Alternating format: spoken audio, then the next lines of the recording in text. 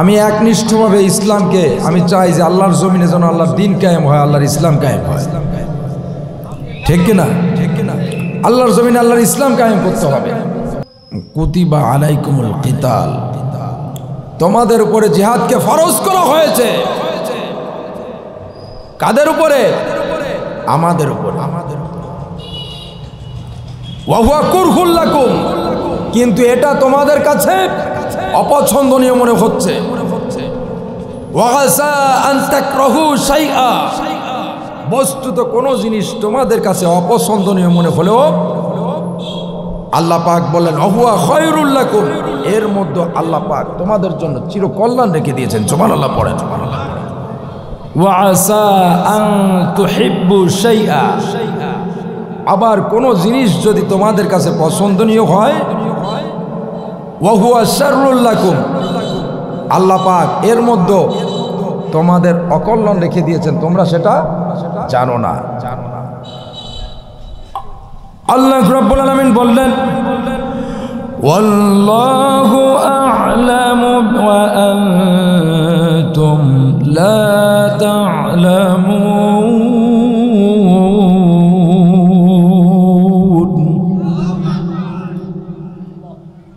আল্লাহ পাক রব্বুল আলামিন বললেন নিশ্চয়ই আমি যা জানি তোমরা তা জানো। আমার বন্ধুগণ, কেউ যেটা জানে না সেটা জানেন কে? চিল্লাই বলতে হবে, কে জানেন? কেউ যেটা বোঝে না সেটা বোঝেন কে? কেউ যেটা দেখে না সেটা দেখেন কে? কেউ যেটা শোনে না সেটা শোনেন কে? আল্লাহ। সেই আল্লাহ পাক রব্বুল আলামিন বলছেন কুতিবা আলাইকুমুল কিতাল, জিহাদকে তোমাদের উপরে ফরজ করা হয়েছে।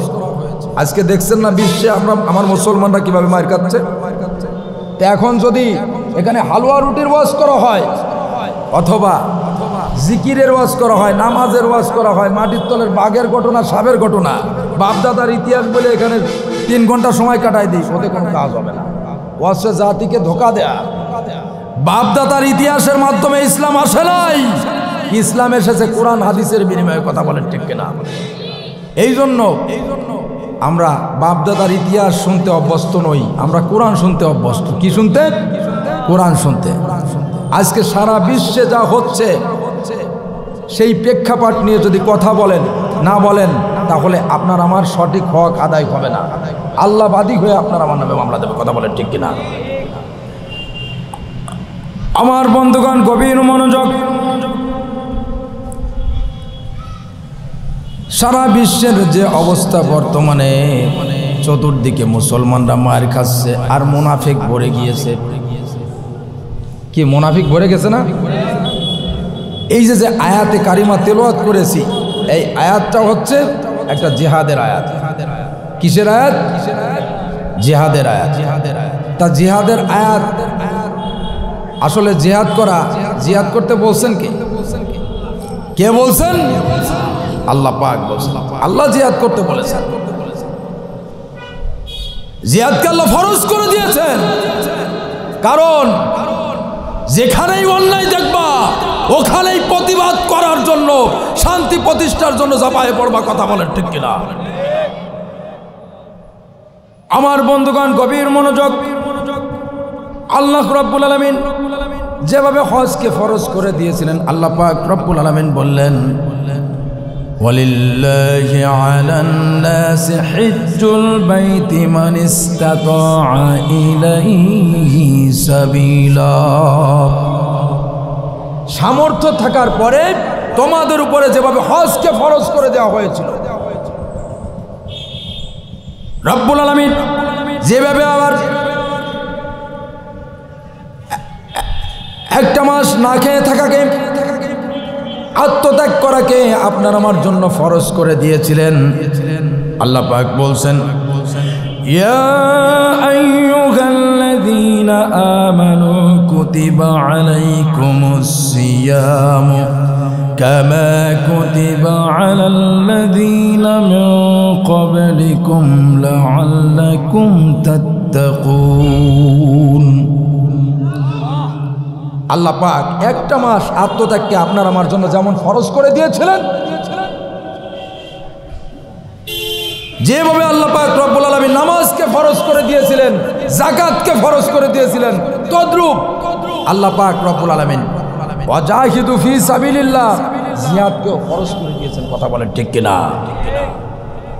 আজকে ওই রোজার মতো, নামাজের মতো, হজের মতো, যাকাতের মতো এই সমস্ত ফরজ ইবাদতের মতো আল্লাহ জিহাদকেও ফরজ করে দিয়েছেন। অথচ আজকে আপনার সমাজে, আমার সমাজে নামাজের ওয়াজ করলে কোনো প্রকার বাধা নাই, রোজার ওয়াজ করলে কোনো প্রকার বাধা নাই, হজের ওয়াজ করলে বাধা নাই, জিহাদের ওয়াজ করলে বাধা আছে না নাই?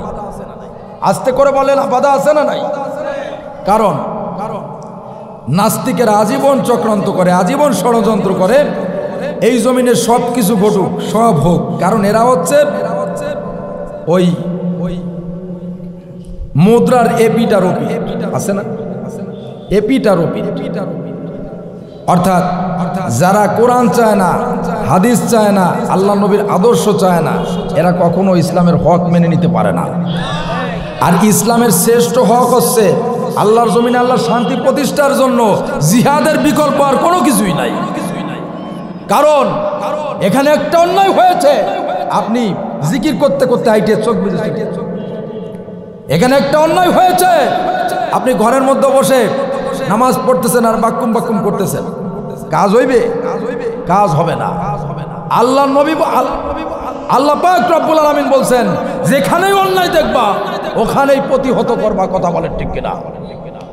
রব্বুল আলামিন বললেন, ওয়াকাতিলুহুম হাত্তা লা তাকুনা ফিতনাতুন ওয়া ইয়াকুনা আদ-দীনু লিল্লাহ। আল্লাহ পাক রব্বুল আলামিন বলেন, ওয়াকাতিলুহুম হাত্তা লা তাকুনা ফিতনাতু ওয়া ইয়াকুনা আদ-দীনু লিল্লাহ। আল্লাহ পাক রব্বুল আলামিন বলছেন যে বিশেষ করে তোমাদের উপরে তোমরা আল্লাহর রাস্তায় আল্লাহর দিন কায়েমের জন্য লড়াই করবে। কি করবে? দিন কায়েমের জন্য লড়াই করবে। যতক্ষণ না ফিতনার অবসান হয়, যতক্ষণ না আল্লাহর জমিনে আল্লাহর দিন পূর্ণরূপে প্রতিষ্ঠিত হয়। কথা বলেন ঠিক কিনা? ততক্ষণ পর্যন্ত লড়াই করতে হবে। আন আনাস রাদিয়াল্লাহু তাআলা আনহু قال أن النبي صلى الله عليه وسلم جاهدوا المشركين بأموالكم وأنفسكم وألسنتكم। হযরত আনাস রাদিয়াল্লাহু তাআলা থেকে বর্ণিত, আল্লাহর নবী, বিশ্ব নবী জনাবি মুহাম্মদুর রাসূলুল্লাহ সাল্লাল্লাহু আলাইহি ওয়াসাল্লাম ইরশাদ করেন,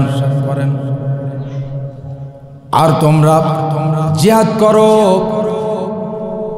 আর তোমরা জিহাদ করো তোমাদের জবান দিয়ে, তোমাদের জান দিয়ে, তোমাদের মাল দিয়ে, মুখের জবান দিয়ে। যারা মুশরিক, যারা কাফির, যারা বেঈমান, তাদের বিরুদ্ধে লড়াই করো। আল্লাহর জমিনে আল্লাহর কোরআনের আইন, আল্লাহর শান্তি প্রতিষ্ঠা করো। কথা বলেন ঠিক কিনা? রব্বুল আলামিন অন্যত্র বললেন, ইয়া আইয়ুহাল্লাযীনা আমানুত্তাকুল্লাহা ওয়াবতাগু ইলাইহি ওয়াসিলাম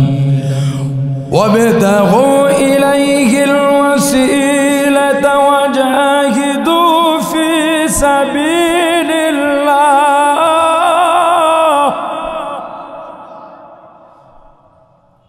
وجاهدوا في سبيل